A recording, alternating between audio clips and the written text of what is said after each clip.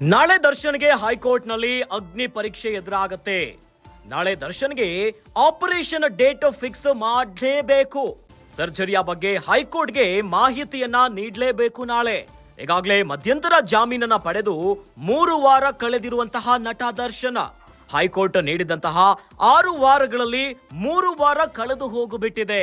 ಹೀಗಾಗಿ ನಾಳೆ ಹೈಕೋರ್ಟ್ನಲ್ಲಿ ದರ್ಶನ್ ಮಧ್ಯಂತರ ಬೇಲ್ ಪ್ರಶ್ನಿಸಿರುವಂತಹ ಅರ್ಜಿ ವಿಚಾರಣೆ ಆಗುತ್ತೆ.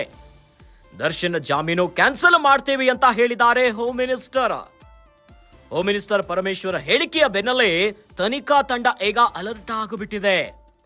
ನಾಳೆ ದರ್ಶನ್ ಜಾಮೀನು ರದ್ದು ಮಾಡುವಂತೆ ಎಸ್ಪಿಪಿ ಪ್ರಸನ್ನ ಕುಮಾರ್ ವಾದವನ್ನ ಮಾಡ್ತಾರೆ.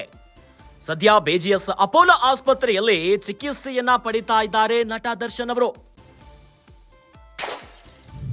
ಬೆನ್ನು ನೋವಿನ ಸರ್ಜರಿಗಾಗಿ ಮಧ್ಯಂತರ ಜಾಮೀನನ್ನ ಪಡೆದಿದ್ದಾರೆ ದರ್ಶನ್. ನಾಳೆ ಆಪರೇಷನ್ ವಿವರ, ದರ್ಶನ್ ಕಂಡೀಷನ್ ರಿಪೋರ್ಟ್ ಸಲ್ಲಿಕೆ ಮಾಡಲೇಬೇಕು. ನಾಳೆ ಹೈಕೋರ್ಟ್ನಲ್ಲಿ ಏನಾಗಲಿದೆ ದರ್ಶನ್ ಭವಿಷ್ಯ ಅನ್ನುವಂತಹ ದೊಡ್ಡ ಪ್ರಶ್ನೆ ಈಗ ಎದುರಾಗಿಬಿಟ್ಟಿದೆ.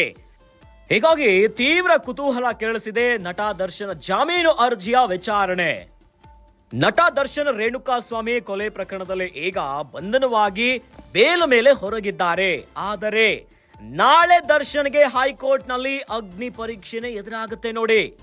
ನಾಳೆ ದರ್ಶನ್ಗೆ ಆಪರೇಷನ್ ಡೇಟ್ ಅನ್ನ ಫಿಕ್ಸ್ ಮಾಡಲೇಬೇಕು. ಇನ್ನು ಸರ್ಜರಿಯ ಬಗ್ಗೆ ಹೈಕೋರ್ಟ್ಗೆ ಮಾಹಿತಿಯನ್ನ ನೀಡಬೇಕು.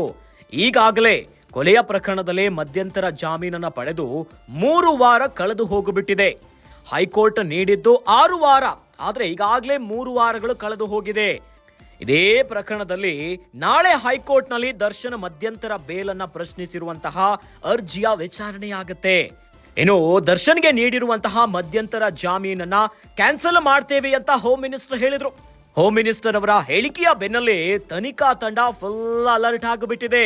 ಇದೇ ವಿಚಾರವಾಗಿ ನಾಳೆ ಎಸ್ಪಿಪಿ ಪ್ರಸನ್ನ ಕುಮಾರ್ ಅವರು ವಾದವನ್ನ ಮಾಡ್ತಾರೆ. ಈಗಾಗಲೇ ಬಿಜಿಎಸ್ ಅಪೋಲೋ ಆಸ್ಪತ್ರೆಯಲ್ಲಿ ಚಿಕಿತ್ಸೆಯನ್ನ ಪಡೆದಿದ್ದಾರೆ. ಬೆನ್ನು ನೋವಿನ ಸರ್ಜರಿಗಾಗಿ ಈ ಜಾಮೀನನ್ನ ಪಡೆದಿರುವಂತದ್ದು ಆರೋಗ್ಯ ಸಮಸ್ಯೆಯ ವಿಚಾರವಾಗಿ. ಬೆನ್ನಿನ ಇಮಿಡಿಯೇಟ್ ಆಗಿ ಸರ್ಜರಿ ಮಾಡಬೇಕು, ಇಲ್ಲ ಅಂತಂದ್ರೆ ದೊಡ್ಡ ಸಂಕಷ್ಟ ದರ್ಶನ್ಗೆ ಎದುರಾಗುತ್ತೆ ಅನ್ನುವಂತ ವಿಚಾರವನ್ನೇ ಮುಂದಿಟ್ಕೊಂಡು ಬೇಲ್ ತಗೊಂಡು ಹೊರಬರ್ತಾರೆ.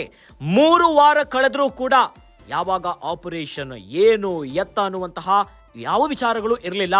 ಹೀಗಾಗಿನೇ ಅನುಮಾನಗಳು ಮೂಡಿತ್ತು. ದರ್ಶನ್ ಬೇಲ್ ಮೇಲೆ ಹೊರಬಂದಿದ್ದೇ ಫೇಕ್ ಅನ್ನೋದಾಗಿ ಮೆಡಿಕಲ್ ರೀಸನ್ ಅನ್ನ ಕೊಟ್ಟಿರೋದು.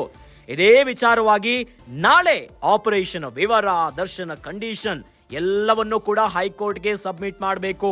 ಹೀಗಾಗಿ ನಾಳೆ ಏನಾಗುತ್ತೆ ಹೈಕೋರ್ಟ್ನಲ್ಲಿ ತೀವ್ರ ಕುತೂಹಲ ಮೂಡಿಸಿದೆ ಜಾಮೀನು ಅರ್ಜಿಯ ವಿಚಾರಣೆ.